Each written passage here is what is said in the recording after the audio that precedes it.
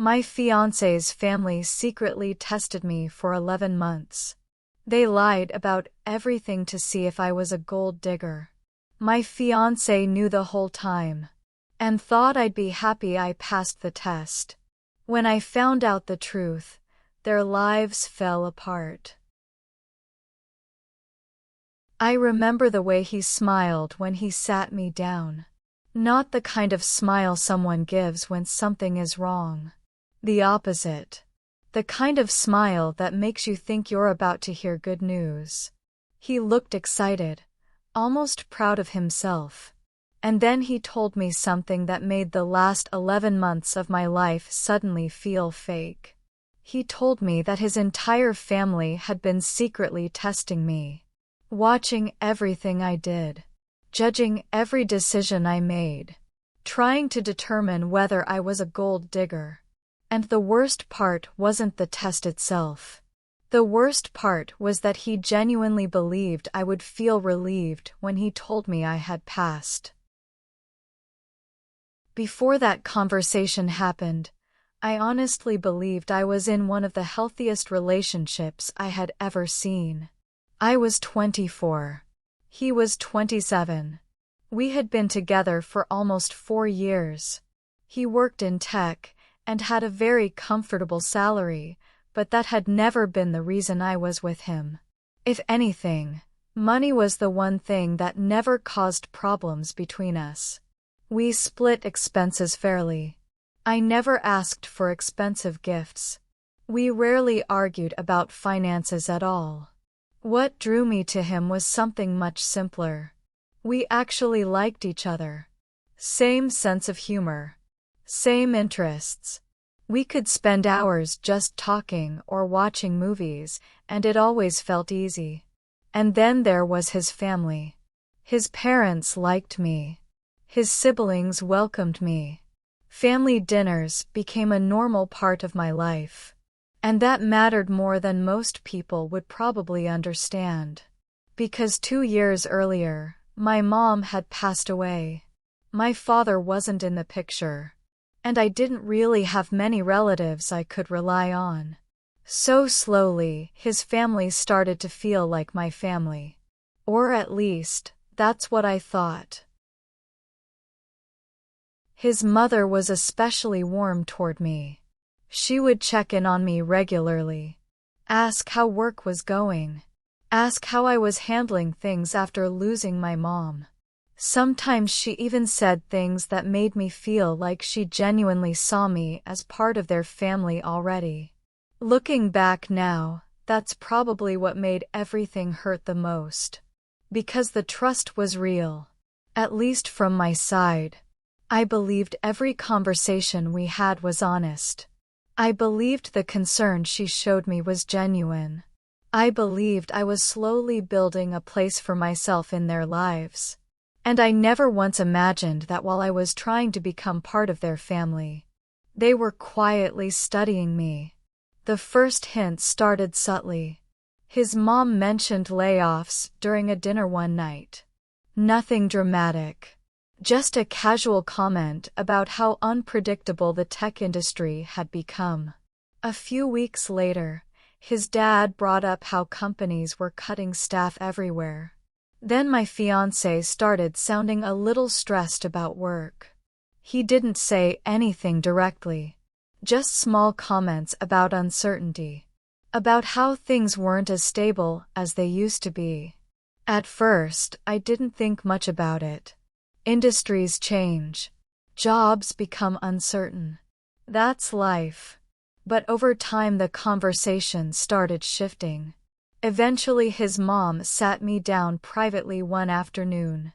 She told me that I should be financially prepared, just in case things got worse. She said there was a chance he might lose his job.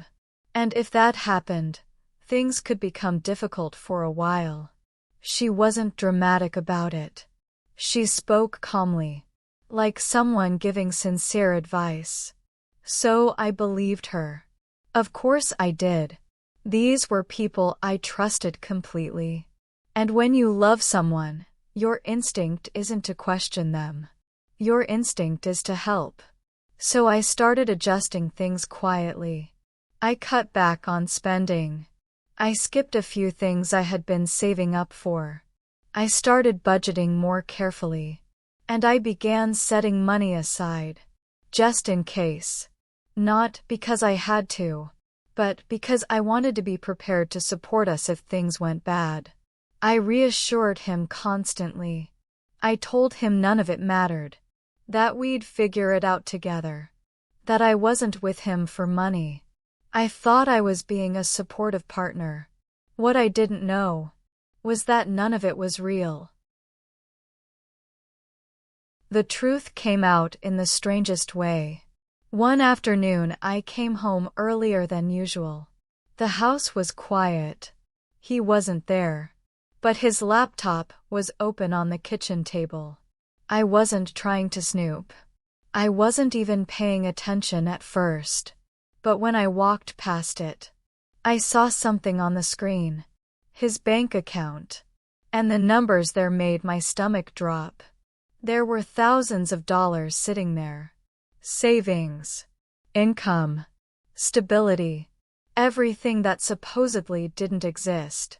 Everything we had been worried about for months. At first I thought I must be misunderstanding something. But the more I looked, the clearer it became. His job had never been in danger. His income had never changed. The layoffs were never real. The entire situation had been fabricated. That night I waited for him to come home. When he walked through the door, I asked him a simple question. Is there something you want to tell me? He looked confused at first. So I told him what I had seen. And that's when he sat me down. Smiling. Excited. Like he had a surprise to reveal. He told me that his family had been running a test. For 11 months. A test to determine whether I was a gold digger. His mother had started it. His father had helped. Other relatives had played along. They had been watching how I reacted to the idea that his financial situation might collapse. And apparently, I had passed. They believed I truly loved him. They believed I wasn't with him for money. So now the test was over. His parents had given their blessing. And to celebrate, he had upgraded our honeymoon. A luxury resort in Hawaii. The exact place I had mentioned once and then stopped talking about because it was too expensive. He said it like it was a reward. Like I should feel honored. I told him I felt humiliated, manipulated, that I had spent almost a year responding honestly to something that was never real, while his entire family watched me from a distance like I was part of an experiment. He said I was looking at it the wrong way. He said the test proved how trustworthy I was, that it should make me feel secure. His mother even told me most women wouldn't have handled it as gracefully as I did. That comment stayed with me. Because suddenly everything felt different. All those warm family dinners. All those conversations. All those moments where I thought I was being welcomed. They weren't welcoming me. They were evaluating me. And the realization of that changed everything. The next morning I asked him something important. I asked him if he had known about the test. He admitted that his parents had started it without telling him. But eventually he found out. And he decided to let it continue. For months he watched me worry. He watched me cut back on spending. He watched me prepare to support both of us if his career collapsed. And he said nothing. That was the moment I realized something difficult. It wasn't just his family that had betrayed my trust. He had too. Not because he created the situation, but because he allowed it to continue. So I told him I wanted to call off the wedding.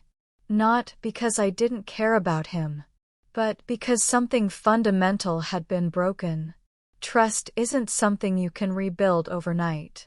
And if we were going to move forward, we both needed to figure out who we were outside of this situation.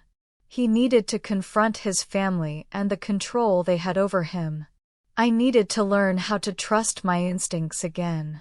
We still cared about each other. But sometimes caring about someone isn't enough to build a life together. Sometimes the strongest thing you can do is walk away before the damage becomes permanent. And maybe one day our story will have a different ending. But for now, walking away was the only way I could start standing on my own again.